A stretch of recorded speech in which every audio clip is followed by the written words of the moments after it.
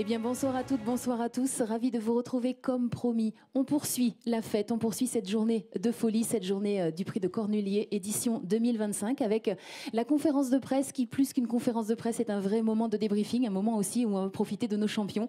Laurent, nous sommes ensemble, bien sûr, on a vécu une journée incroyable et notre président Jean-Pierre Barjon est avec nous aussi pour conclure cette journée dont le maître mot était vraiment une journée de folie. Eh oui, une jolie journée de folie avec une équipe de folie. Ça a été la folie sur l'hippodrome toute la journée, une ambiance incroyable.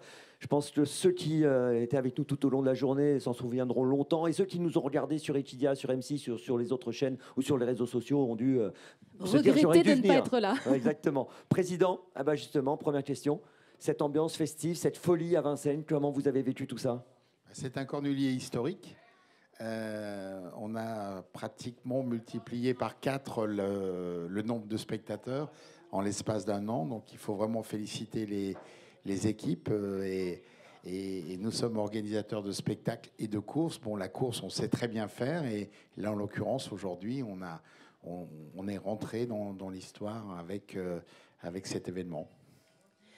Vous souhaitiez à l'époque, quand cette marque Cornulier Races a été relancée, vraiment redonner ses lettres de noblesse, c'est le cas de le dire, ces lettres, elles sont écrites en lettres d'or au Cornulier et à la spécialité de l'étrier, donc du trot monté. Je crois qu'aujourd'hui, avec l'effervescence qu'il y avait, avec l'audace qu'il y avait, la jeunesse, je crois que la mission est accomplie et ça fait seulement 3 ans finalement que cette marque est créée. La mission est accomplie, mais elle se poursuit puisque la vie d'une marque qui date de 1933 nécessite toujours de se repositionner dans le futur et de se remettre un peu en danger pour innover, pour continuer et pour avancer, comme l'ont fait du reste nos entraîneurs et nos jockeys en modifiant leur monte, en modifiant leur méthode d'entraînement, en doutant et en mettant la compétition et l'envie de gagner au plus haut niveau. Et vous l'avez vu aujourd'hui, c'est les meilleurs qui gagnent. Et nous, une marque, pour qu'elle vive et qu'elle résiste et qu'elle se développe, il faut qu'elle soit aussi la meilleure. Aujourd'hui, elle a fait un grand bond en avant, comme vous le soulignez. Il faut remercier nos équipes de communication et évidemment d'événementiel qui ont fait un travail considérable. Mais l'élan, on vient de prendre de l'élan et il faut poursuivre sur cet élan. Il faut continuer et la barre va être très haute, vous avez raison. Alors pendant qu'on a commencé à échanger ensemble, nous avons 2 champions qui se sont installés, Éric Raffin, Jean-Loïc Laudersoir, le premier et le deuxième de la course. Avant de vous laisser poursuivre la soirée, qu'est-ce que vous avez envie de dire à ces champions justement au premier et à médaille d'or et médaille d'argent de la compétition du jour? Évidemment les féliciter et les féliciter plusieurs fois puisqu'ils sont là dans la continuité. N'est-ce pas, Monsieur Raffin? Donc, aujourd'hui, être là depuis de nombreuses années, être au top, et vous aussi, Monsieur Dersoir, c'est une performance exceptionnelle qui montre comment on peut être dans le top niveau, dans l'exigence la plus absolue, mais aussi dans ce mouvement qui n'est malheureusement pas perpétuel pour les sportifs, puisque c'est un engagement et une recherche de performance permanente. Mais bravo pour être là depuis de nombreuses années et bien évidemment, comme on l'a appris, pour de futures nombreuses années, en tout cas on l'espère pour vous deux. Et président, je vous dis quelque chose aussi, je pense que vous le savez, mais ils sont à 4 partout. 4 pour Jean-Loïc Laudersoir et 4 pour Éric Raffin de Cornulier à leur actif. C'était quand même une sacrée performance. Moi, je ne suis pas médium, mais je pense qu'ils ont déjà le 5e dans la tête. Et pendant ce temps-là, il y a quelqu'un qui est arrivé, c'est Nicolas Bazir. Je vous laisse lui dire un mot, peut-être ici, venez près de moi. Nicolas Bazir, alors lui, c'est son premier. C'est son premier, c'est la première fois qu'il a l'écusson qui est tout neuf du reste, donc on ne peut que le féliciter puisque avoir cet écusson, c'est faire partie d'une communauté, qui est très forte et très riche en personnalité, en champion. Et rentrer pour la première fois dans l'histoire de notre sport, c'est évidemment un événement particulier. Donc je voudrais vous souhaiter la bienvenue et vous féliciter évidemment de cette victoire qui vous permet d'intégrer donc les éleveurs, intégrer les propriétaires et intégrer les entraîneurs et bien évidemment les jockeys qui créent une team gagnante qui nourrit cette marque et qui sont l'étendard de notre sport. Président, avant de vous laisser partir, on va rappeler que la semaine prochaine, ça va être encore un gros événement à Vincennes avec le Prix d'Amérique qui se profile. Et je sais qu'il y a des surprises. Mais on va pas en parler, on va pas On le va pas dire. en parler aujourd'hui, puisque là, on parle de la marque Cornulier, et nous allons changer de casquette, changer de promesse, et nous allons, j'espère, vivre une autre expérience dimanche prochain. Et comme par hasard, j'ai l'impression que dimanche prochain, on va retrouver les mêmes acteurs. Donc en fait, on se croirait à Hollywood, les séries changent, mais les marques changent, les programmes changent, mais les acteurs sont toujours là. Bravo à eux en tout cas. Merci beaucoup, merci Président Jean-Pierre Barjon. Je vous laisse poursuivre par ici, voilà. Et puis nous, on va peut-être regarder des images de la course. Je vous propose ça, peut-être, Eh bien Marine. oui, histoire de se remettre un peu dedans, les garçons, parce que vous avez enchaîné tout au long de la journée et on a envie de revivre voilà, les 500 derniers mètres de cette course incroyable dont le sacre a été ensuite attribué à Jumba de Guez et Eric Raffin. On revient sur les 500 derniers mètres. Qui est encore dans le coup. Colvoice qui tente de rester au contact. Gazelle Duval qui vient bien, qui n'a pas encore été lancé, alors qu'Idéal Duchesne se rapproche maintenant tout en dehors avec J'aime le foot. Et la course qui va être lancée, Jumba de Guez, qui est impressionnante. Elle a toujours l'avantage, elle fait sa course en tête. Grand Villesse Bleu est en deuxième position, alors que la favorite Gazelle de Val est toujours encore assez loin, tout comme d'ailleurs Idéal Duchesne. Peut-être un numéro de Jumba de Guez qui a toujours l'avantage. Phase finale de ce cornulier, Jewel Candlefac qui se lance à la poursuite de Jumba de Guez qui a l'avantage. Ina Durib également qui s'annonce côté corde avec Grand Villesse Bleu qui n'a pas dit son dernier mot. Et tout en dehors, Jasmine Deveau qui termine à toute allure. Jewel Candlefac avec Jumba de Guez. Ina Durib qui revient au centre, Grand Villesse Bleu. Mais Jumba de Guez est très solide. Et Jumba de Guez remporte le cornulier avec Eric Raffin. Jasmine Deveau peut-être deuxième. À voir avec Ina Durib. Jewel Candlefac est tout près. Il y a des applaudissements, c'est Eh normal. oui, évidemment les applaudissements parce que ça vaut quand même le coup et on en a encore des frissons. Eric, vous aviez eu le temps de regarder ces derniers mètres de course où la réunion s'est enchaînée et vous venez de les revoir là? Là, c'est toujours magnifique de regarder cette grande victoire. C'est vrai que j'ai pas eu trop le temps de revisionner la course, mais j'ai toujours autant d'émotions. On l'entend. Alors c'est vrai que cette émotion, on l'a sentie au passage du poteau. Et puis ensuite, quand vous avez tenu vos propos à Olivier Pivin, journaliste d'Equidia, qui était à côté de vous sur la piste, vous nous avez surpris parce que vous aviez l'air très ému. Et c'est vrai qu'on se dit qu'un homme comme vous, qui a un palmarès comme le vôtre, qui a connu quand même déjà 3 fois le succès, c'était la 4e fois. Aujourd'hui, voilà, vous êtes un peu blindé. Mais on a senti que vous étiez très ému et vous avez dit quelque chose d'assez dingue au moment où vous l'avez dit, c'est peut-être que j'arrête là-dessus, l'étrier. Qu'est-ce qui s'est passé? Racontez-nous un peu plus dans le détail. C'est vrai que cet hiver, si j'avais pas eu les chevaux de Nicolas, j'ai la chance qu'il me fait confiance avec Lionert et Jumba de Guez. Mais à côté, j'avais pas de top chevaux. Donc comme j'ai été gâté, vous pensez un peu à arrêter. Et puis dimanche dernier, j'en ai parlé à ma femme et mes enfants. Et mes enfants, ils m'ont dit non, faut continuer. Et puis voilà.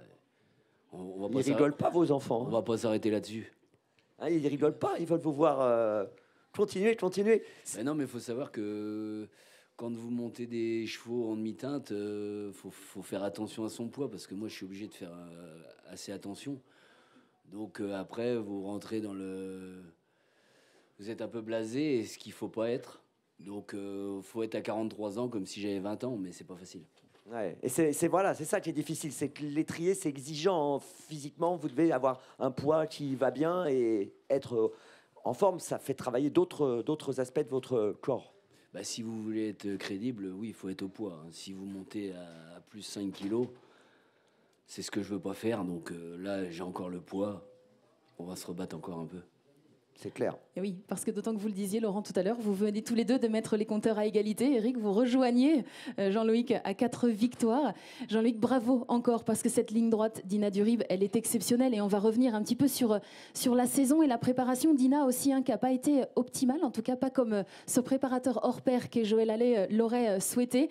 Mais vous, est-ce qu'un jour, comme Eric, ça vous a traversé l'esprit plusieurs fois d'arrêter, ou parce que vous avez peut-être la chance de faire le poids et cette discipline, cette spécialité, elle vous a toujours plu, elle fait partie de vous et il n'est pas question d'arrêter? Non, pour le moment, je vais continuer encore un peu. J'ai Ina qui me porte parce que c'est des superbes juments, comme on des superbes chevaux. Ça nous fait envie de continuer et pour l'instant, j'ai pas trop de problèmes de poids. C'est une chance parce que je serais obligé de me sécher comme un peu Eric. C'est plus compliqué, mais moi, de ce côté-là, pour l'instant, j'ai ce bonheur-là. Ce qui est incroyable aussi avec vous, Jean-Loïc, c'est que, bon, comme le disait tout à l'heure le président, les jockeys ont su se remettre en question, ils ont dû changer leur monte, etc. Mais vous, vous venez des années 90 quand même. Donc vous venez d'une époque où on ne montait pas du tout comme aujourd'hui. Donc vous avez dû tout changer à un moment donné. Et vous avez su garder le top niveau en changeant tout. C'est quand même une sacrée performance, ça aussi on peut le saluer. Comment vous avez vécu ce changement de monte justement?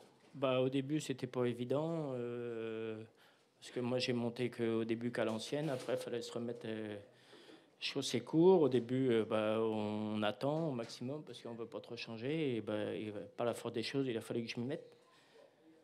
C'était un petit peu dur au début, oui, parce que c'est pas du tout les mêmes muscles qui travaillent. C'est un peu compliqué. Puis il faut se remettre en question. Et puis, j'ai eu toujours la chance de monter des bons chevaux, ce qui m'a fait continuer. Ina Durib, aujourd'hui on en parle bien sûr, Marine, la performance est magnifique. Oui, la performance est magnifique. Alors on le disait parce que, juste avant de revenir sur la performance d'Ina Durib, je voulais quand même donc saluer Nicolas qui nous a rejoint. Nicolas, lui, il n'a jamais été question de monter la monte parce qu'à du haut des 1m90 et quelques, les jambes sont trop longues. Et c'était pas... Mais bravo encore parce qu'on va bien sûr vous passer la parole dans quelques instants. Est-ce que vous êtes redescendu un petit peu de ce petit nuage sur lequel vous étiez, je pense, avec Jean-Michel, bien sûr, tout à l'heure, un premier cornulier. Je le disais, vous êtes quand même un tout jeune entraîneur, vous avez pris la responsabilité d'une écurie, il y a un nom derrière, etc. Comment vous êtes là, à quelques heures maintenant de ce sacre? Là, on peut être que bien, hein. Non, tout va bien maintenant. C'est zen et self-control, Nicolas. Allez, on revient donc à Ina Durib. Je le disais tout à l'heure, Ina, elle a été victime d'une tendinite en toute fin de printemps, je crois. C'est bien que sa préparation, elle était un petit peu plus tardive. Comment ça a été vécu dans l'entourage? Je crois que Joël Allais a dit, c'est pas grave, on a réussi à pousser un petit peu plus. Lui, il aime mettre à peu près 6 mois pour préparer ses juments pour cet objectif. Et là, la préparation a été un petit peu chamboulée. Comment vous aussi, vous l'avez vécu? Au tout début, quand ça y est arrivé, je pensais pas qu'on allait courir aujourd'hui.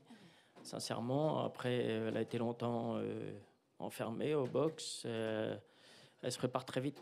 Quand il m'a dit au mois de novembre qu'il allait recourir à Argentan, j'étais un peu surpris parce qu'elle n'avait pas travaillé beaucoup. Elle a couru 3 fois l'attelage et 2 fois monté. Et la préparation a été vite faite. Et peut-être, pour aujourd'hui, c'est bien, mais je pense qu'elle aurait été prête un petit peu avant. Peut-être que ça aurait été mieux, mais c'est pas certain. Voilà, les quelques battus qui vous ont séparés se sont peut-être joués là. Ce qui rehausse encore la performance du coup, parce que voilà, avec une préparation qui a été grandement perturbée, la prestation est sacrément belle. J'ai une petite question sur la ligne d'arrivée, puis ensuite je reviendrai avec Eric. Est-ce que vous avez cru que vous alliez peut-être aller chercher Jumba de Guest quand Ina Durib a commencé à progresser le côté corde au début de la ligne droite? Vous avez fait un bel effort. Est-ce que vous y avez cru? Non, du tout. Dans les tournants, elle a peiné, ma jument, j'ai perdu du temps. Et entraîner une droite dans les tournants, sincèrement, je pensais être 4-5, pas mieux.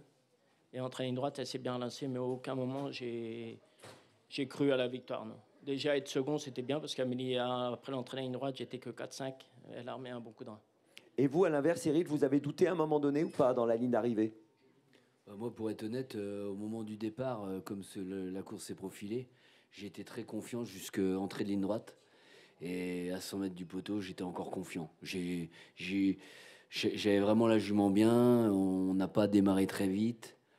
On a fait un gros 1200 mètres. Comme on peut revoir la course, l'arrivée, elle est au rang de la corde, les 4 de la corde. Et oui, à 200 mètres du poteau, j'ai eu un doute. Et dès lors que je lui ai posé la cravache sur sa fesse, elle s'est rallongée comme une craque, quoi. Et elle a gagné assez nettement finalement au passage du poteau.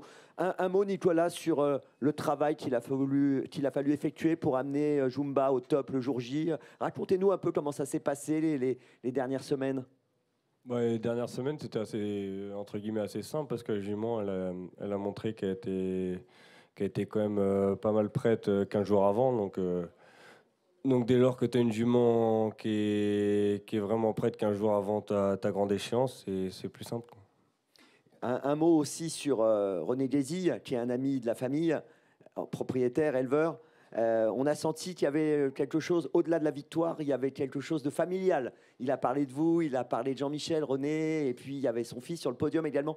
C'est une famille qui est proche de la vôtre. Oui, non, mais c'est un peu comme la famille, parce qu'ils sont là depuis le début. Ils nous ont toujours fait confiance, on a toujours travaillé main dans la main. Et ça fait encore plus plaisir que ça soit avec eux qu'on puisse gagner de telles courses. Ouais, les Jazz, c'est vrai que les Jazz, ils sont chez Jean-Michel depuis très très longtemps, depuis le début des années 2000. Je crois qu'Éric, on vous attend pour le grand débrief, c'est ça?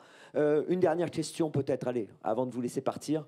Moi, j'en ai une. Est-ce que dans les émotions qu'il y avait, Éric, il y avait aussi le fait d'offrir quand même à Jean-Michel Bazir, par l'intermédiaire aussi de Nicolas, leur premier prix de Cornulier? Est-ce que ça a joué dans toutes ces larmes qui ont coulé?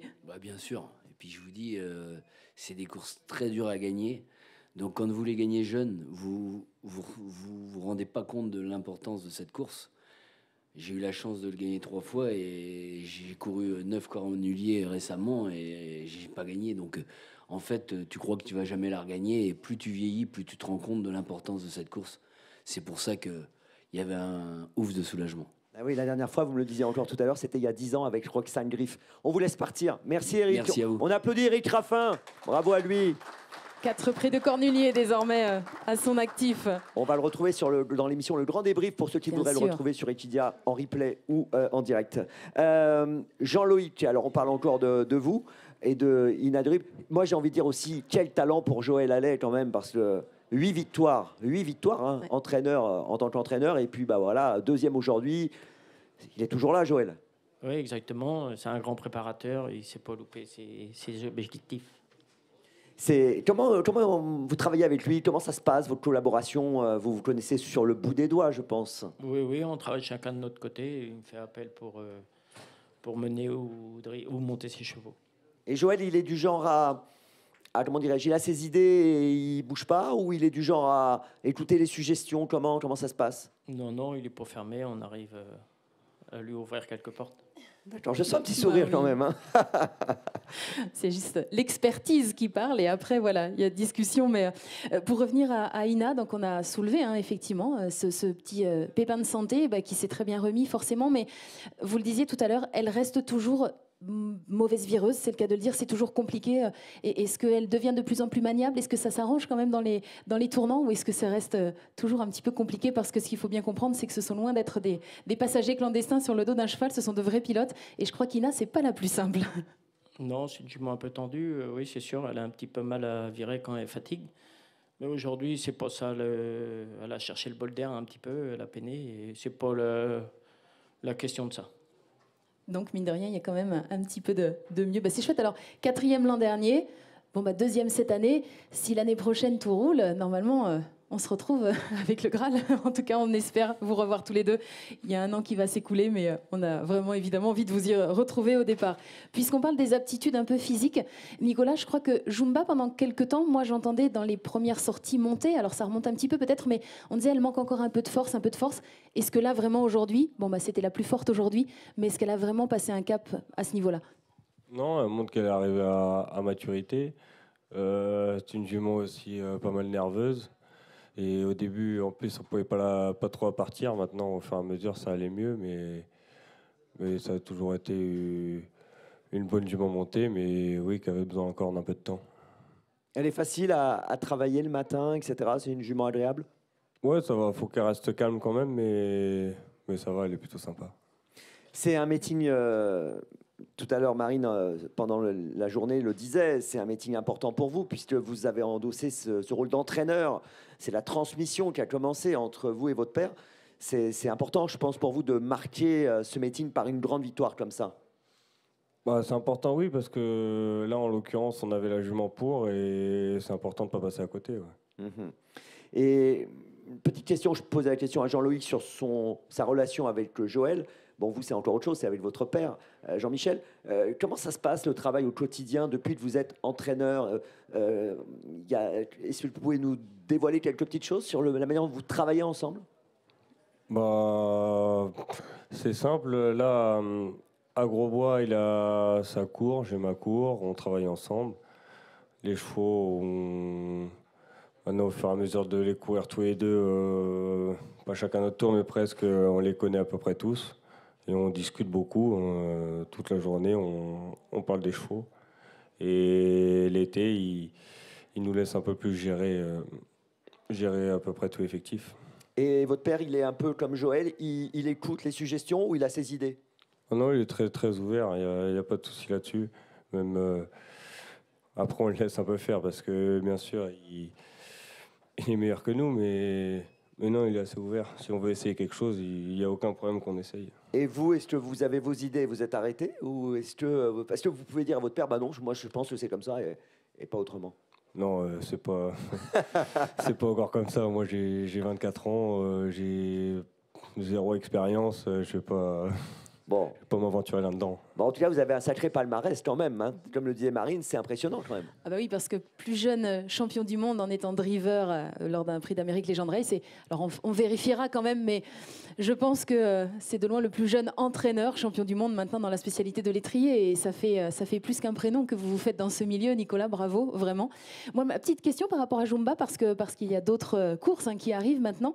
Ça peut être quoi la marge de manœuvre? Est-ce que ça va être de gagner encore plus en force? Est-ce qu'il y avait des artifices que peut-être... Ça va être quoi maintenant la marge pour elle, la marge de manœuvre pour progresser encore? Je pense qu'elle est pas mal comme ça. Il n'y a pas grand chose à changer. C'est juste faire attention à elle, à ses membres, que tout aille bien, qu'elle ne prenne pas trop dur, que le moral soit là et ça ira bien.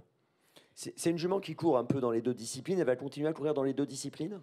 Ouais, quand même, il faut faire attention. Une jument qui court que monter, c'est pas facile à tenir une grande carrière. Donc, et en plus, elle est loin d'être nulle à l'attelage, donc elle va courir encore pas mal à l'attelage. Vous avez déjà eu une idée de la prochaine échéance pour elle? Tout de suite, non. D'accord. Marie? Parce qu'il y a le prix de l'Île-de-France quand même. Moi qui me vient en tête maintenant, puisqu'on est sur la marque Cornulier Races, c'est la prochaine étape, c'est dans 15 jours maintenant. On n'appelle plus ça la revanche du Cornulier maintenant, parce que c'est une vraie finale des Cornulier Races en soi. C'est un parcours de vitesse. Est-ce qu'on peut espérer voir notre championne ou pour l'instant, il n'y a pas de décision prise du tout? Pour l'instant, il n'y a pas de décision prise. On va voir comment elle rentre et on verra comment on est dans 8 jours. Et pour Ina, est-ce que vous avez une petite idée déjà? Si tout va bien, je pense qu'elle courra. Eh bien super, et on espère, pourquoi pas, que nos deux cracks, nos deux juments superbes qui ont composé le couplet, eh bien, se retrouvent à nouveau. En tout cas, bravo pour ces performances, bravo pour ce que vous nous avez fait vivre aujourd'hui, de sacrées belles émotions. J'espère bien que vous aussi, vous avez vécu cette journée de folie, même si vous étiez bien derrière vos écrans. J'espère que vous avez senti toute l'énergie qui s'est dégagée de cette journée. Je crois vraiment que voilà, les Cornulier Races sont passés dans une autre dimension et on a déjà hâte de se projeter sur les prochaines éditions. Faites une jolie caresse à vos championnes parce qu'on aimerait qu'elles soient là avec nous aussi un petit peu. On aimerait les féliciter, que ça résonne jusqu'au box où elles sont. Allez les chouchouter, les soigner pour nous. Et puis Laurent, bien voilà, on va conclure en remerciant encore toutes les équipes, bien sûr, de la SECF et du trotteur français. Et puis je vais demander au public qui est là d'applaudir nos deux champions, Jean-Loïc Laudersoir et Nicolas Bazir. Merci à vous d'ailleurs d'être restés. Merci beaucoup, à très bientôt.